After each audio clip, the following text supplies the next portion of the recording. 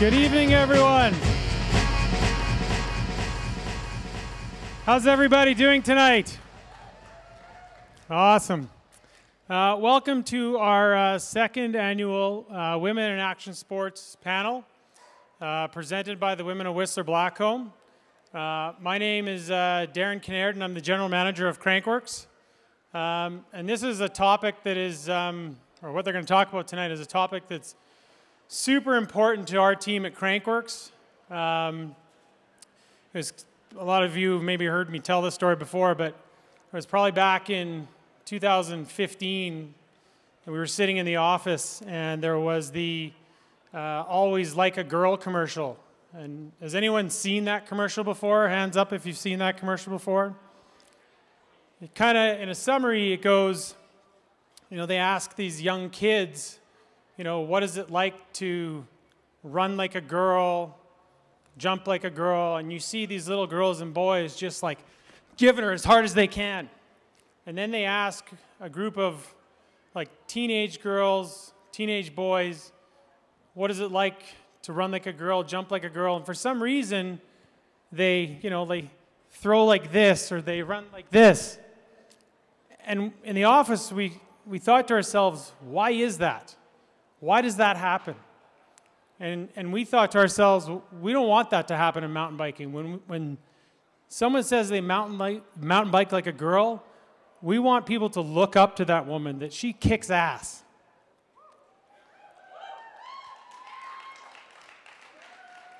So we started to offer equal opportunities for the women in our broadcasts.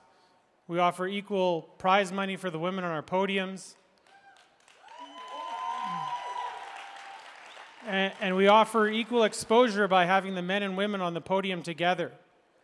And I think we're starting to make some progress. You know, we've got our Women of Crankworx autograph signing on Saturday before Red Bull Joyride at 2:30.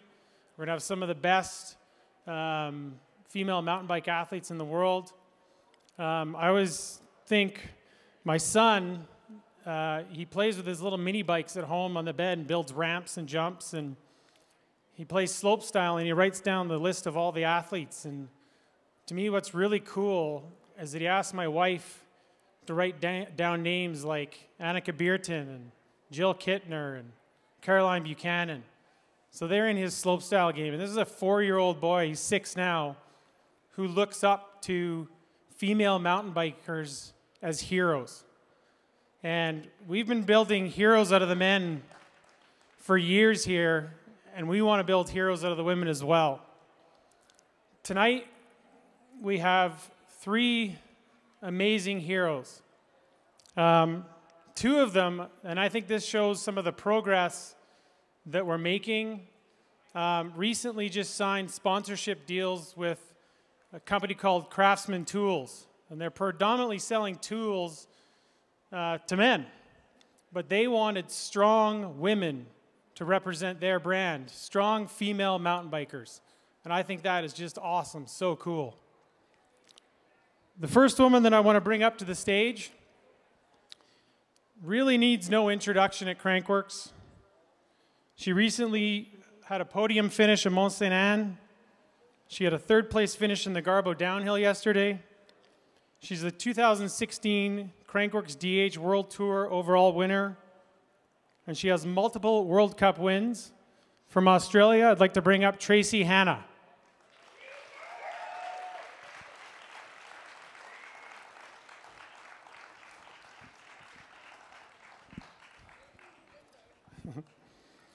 Next up, this superhero of a woman recently became the Canadian Downhill National Champion. She's won the Air Downhill in Rotorua, New Zealand. She's in the running for the 2018 Queen of Crankworx. She lives right here in the Sea to Sky, Vaea Verbeeck.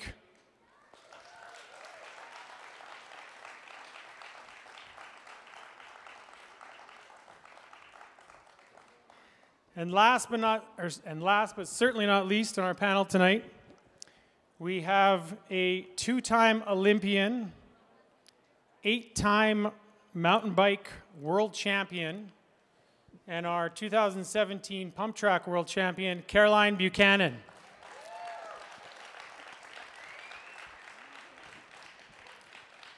Hosting our panel tonight from the Women of Whistler Blackcomb is someone that I like to think of as Whistler Blackcomb's own Wonder Woman. And if you don't believe me, her invisible jet is parked right over there. Kate Roddick. Thank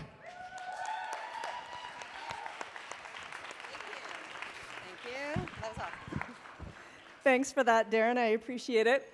If I'd only known that jet was there the whole time. So this is great. I know how I'm getting home now. But this is definitely exciting to be here tonight, sharing this panel discussion with these incredible women, and to partner as Women of Whistler Blackcomb with Crankworx to have this conversation about women in action sport. And let's see where we can get ourselves tonight in topics and some issues. So maybe I can just start things off and jump right in.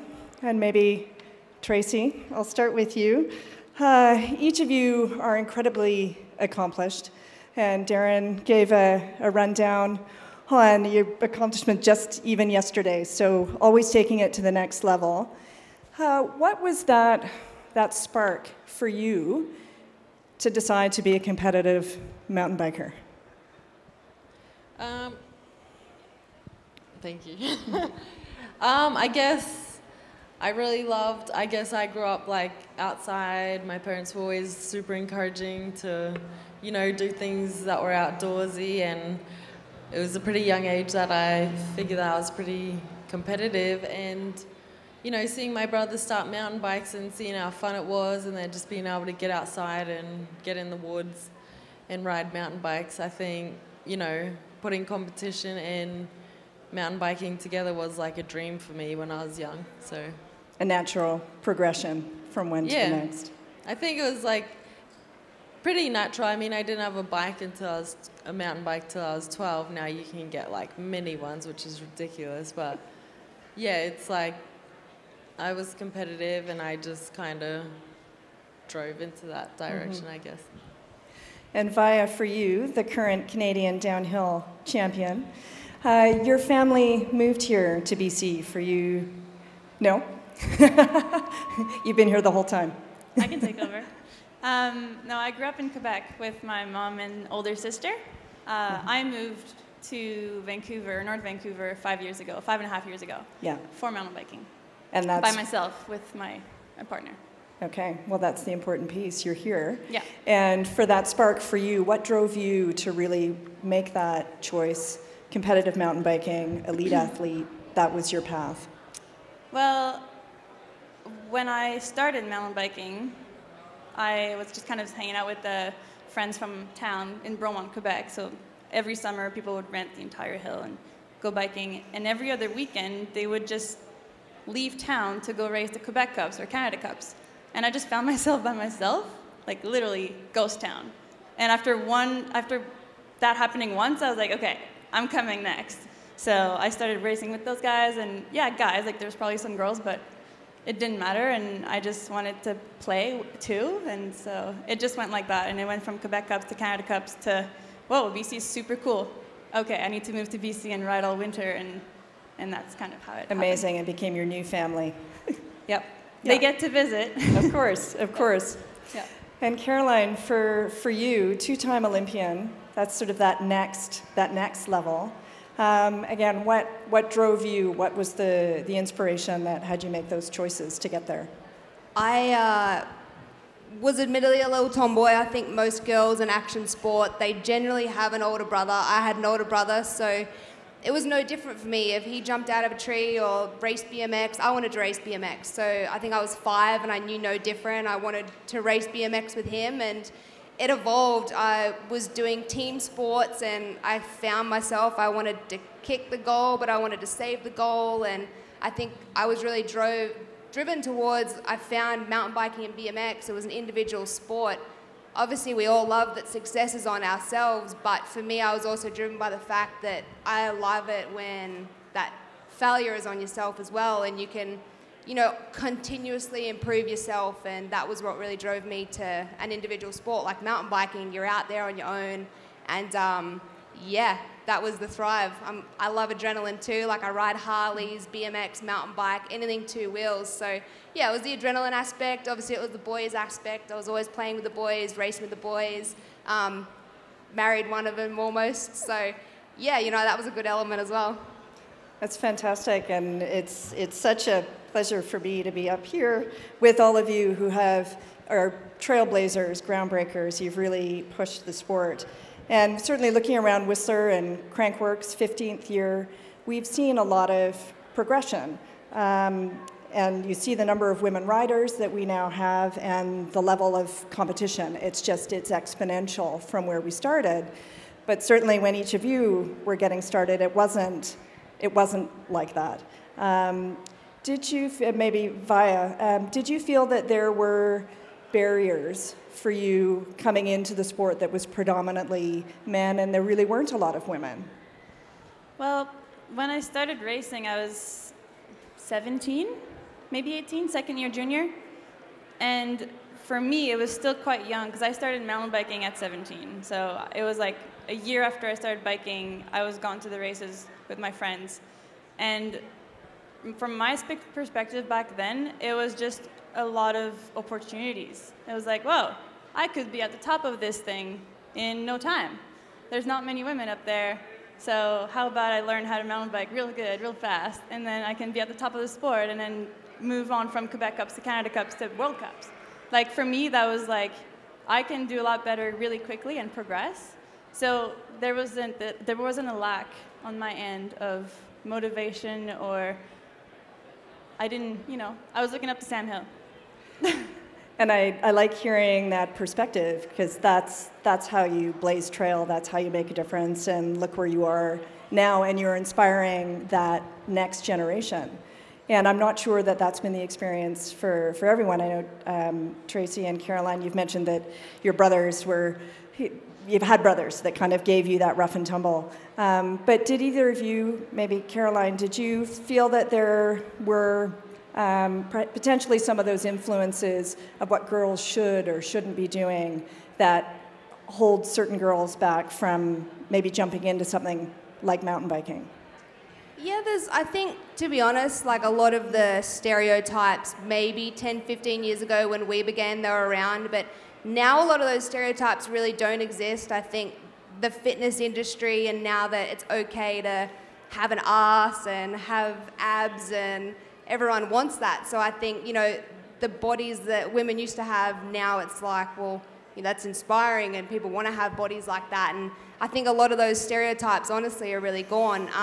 Boundaries are probably more, obviously there's things like the financial aspect, or for me, I grew up in quite a small town in Australia where we had a lot of BMX but didn't have a lot of mountain biking. So, you know, I naturally went down that path of mountain biking, and that's a really good grassroots sport where you can start at 2-year-old level on a balance bike and you can progress through to an Olympic Games. So for BMX, there really was that direct pathway to the top, and midway through at 15, I decided to steer off that path, and I came here to Whistler and fell in love with it, and that was when I decided, I think, you know, I can start doing mountain biking, BMX, and the barrier at the time was actually the sanctions and the organisations wanting to keep me in a box and not wanting to let me do both sports. So yeah, for me, the barrier was probably more the fact that I wanted to do both, and I think I had to be one of the first to sort of prove that I was capable of getting to the Olympic level for BMX, and at the same time I could back it up and still do mountain biking and compete. Mm-hmm. And then Tracey, you mentioned your brother, and of course he's a champion downhill mountain biker as well. Looking at both of your pathways, did you feel that maybe there were different opportunities for each of you, or was there something that maybe was a bit harder as you broke into the sport? Yeah, I think the question that you posted before about, you know, women getting into the sport when we were starting out, it was like super hard for me personally, because coming from Australia and being a downhill mountain biker, like, we didn't have much competition in Australia, and then trying to get overseas and prove yourself and get you know, a World Cup team 7 years ago it's not easy today, but it wasn't as easy back then. And I think having him by my side and kind of like, you know, getting teams for himself, he could kind of drag me along until I could, you know, pick up the pieces and make a name for myself, which I did a few years later. But at the time that we kind of started racing, I don't think I could have like been on a team without him kind of being there to help me along the way. Like, this is my sister, she goes all right, let her race, you know? Yeah, good. So I was pretty lucky Just to have gave you that him. little bit of introduction. Yeah, exactly. Like, it was like more than an introduction. Like, he used to ship bikes to my house, and you know, that's the reason I got to ride.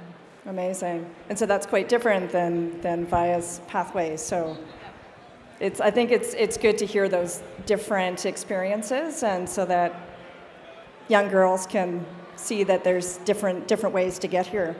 But I guess the other thought with you being each the first in what you're doing, ultimately, pioneers, whether you like that or not, leaders, let's say.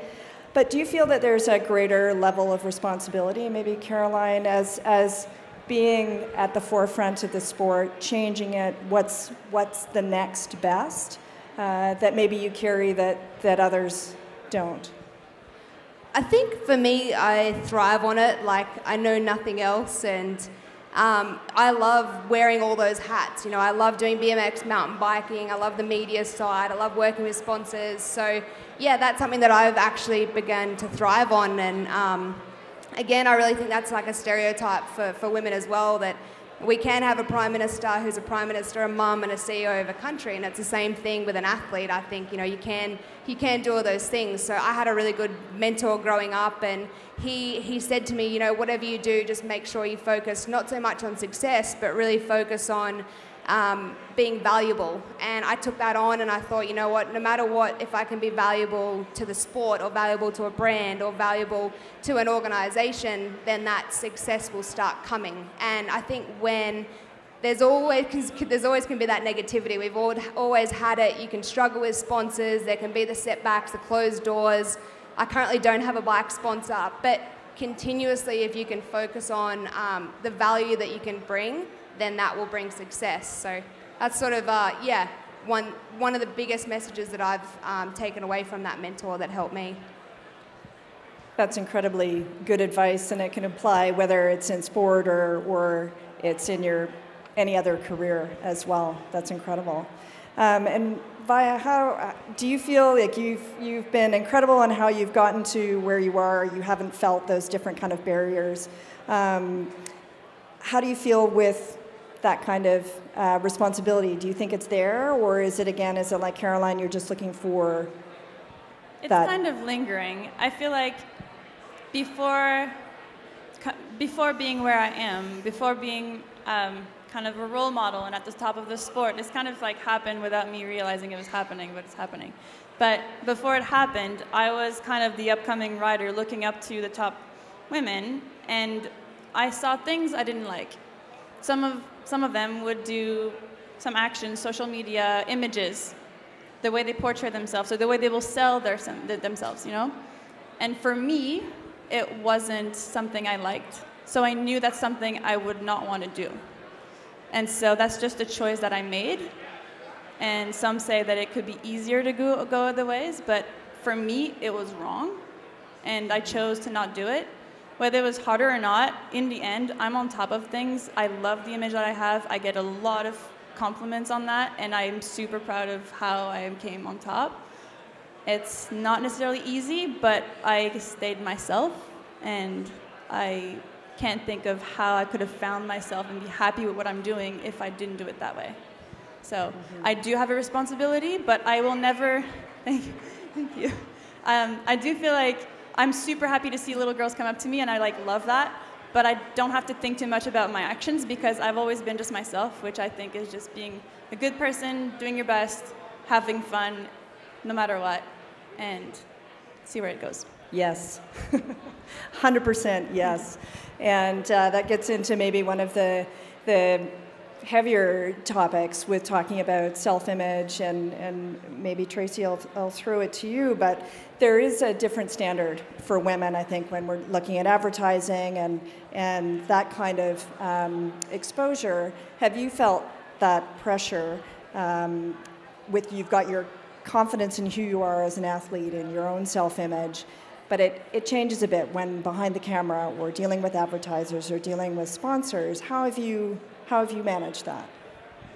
Yeah, I think first of all, like being confident in yourself, and like I totally agree with Vaea. I mean, you see that sometimes people kind of portray themselves in a perfect world, in a perfect social media world, and it's like we all know that's not true because, well, we've seen behind the curtains and we know how it feels, and I've definitely can appreciate that Vaea tries to show her true colors, and she really, like, you know, wears who she is on her sleeve and on her social media, and I totally agree with that, because if we want to encourage girls into extreme sports, then I think we're not trying to encourage them to, you know, be the prettiest or be the skinniest or be, you know, what the world wants or expects us to be, but to be like your true self and follow your passion and do what you love and follow your dreams and set goals.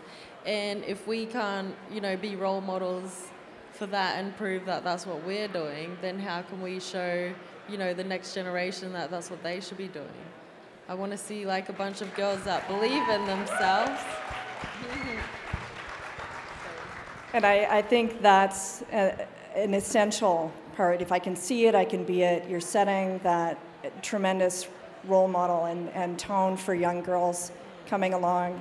And maybe Caroline, if I can toss it to you, as an Olympian and in that next level of media exposure, have you felt a similar pressure in how you've had to manage your image and yourself in those circumstances?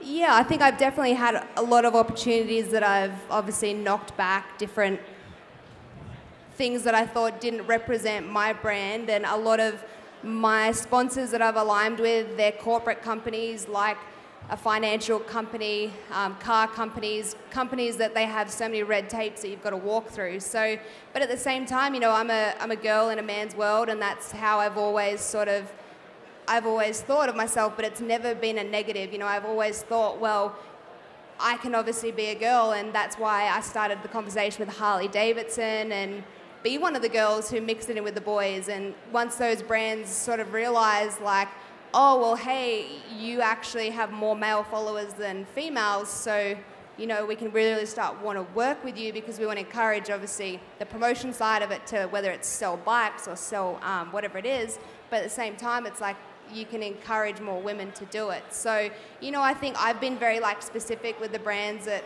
I've aligned with, and yeah, that works really well, but I've had to say no to a lot along the way. Do you feel it's a little bit of having to play the game to change the game? Yeah, well, I think, you know, the fortunate thing about mountain biking is it's so much more relaxed. All these girls, I think we don't have an image of the surfing world or that culture, and I think so many of the mountain bike girls, they're super respectful. Like, we all have to be so strong, have big legs, you know, have big butts. We have to be strong to what we do to ride bikes. So, yeah, you know, I think the culture of it is so much more relaxed, and that's what's drawn me to mountain biking, drew me to BMX, and yeah, I think it's a testament to the girls that are at the top. We are who we are, but yeah. And I think maybe the next place that we've got to try to get to, there is a statistic amongst our young girls. When they hit adolescence, they're dropping out at twice the rate of boys from sport. And it happens here in Whistler, where we've got so much sport and so much exposure. Maybe Vaea, what do you think we need to try to do, or what might need to change for those girls to have that confidence that they can do any kind of sport and not be worried that they're not being a girl? Yeah, that's quite shocking to hear the numbers. I hope that those girls found their passions, however. If it wasn't meant to be mountain biking or action sports, that's okay. But I hope that they found something. Personally, I think, looking back on my own perspective, going to summer camps. It was sports camps, but it was like girls together, guys together. And then growing up with my mom and my older sister. I didn't have an older brother to like play around with. So it was like, okay, well, we'll sign you up for dancing classes. We'll sign you up for gymnastics. I did gymnastics for 10 years. And I reached my highest levels, but at some point I was kind of like at the top of it, and I couldn't find any more levels to in me.